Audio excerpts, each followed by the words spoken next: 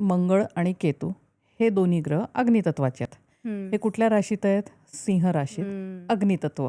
बरोबर. त्यामुळे 3 अग्नितत्व एकत्र आलेत. मी असंही म्हणणार नाही की अहो खूप भयानक आहे, पण एवढं लाईटली घेण्यासारखं पण नाही आहे हे.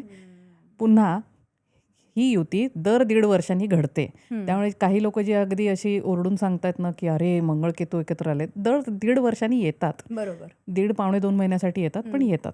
फक्त फरक हा पडतो की ते कुठल्या राशीत झालंय. दुर्दैवाने यंदा ते अग्नितत्वाच्या राशीत झाल्यामुळे तुम्ही जसं म्हटलात की तो एरोप्लेन क्रॅश झालं किंवा युद्ध झालं. युद्ध झालं, केदारनाथच्या इथे पण हे झालं. सो बरोबर. या सगळ्या घटना बघाल, 2 हेलिकॉप्टर्सचा पण अपघात झाला. हो.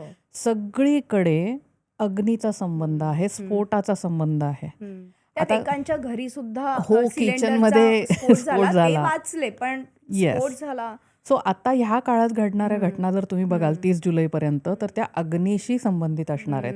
त्यामुळे नक्कीच प्रिकॉशन घेणं गरजेचं आहे. सांभाळून राहा, घाबरून जायची गरज नाहीये. खूप लोकांनी मग त्याच्यावर हे केलं की प्रवासच करू नका. हो.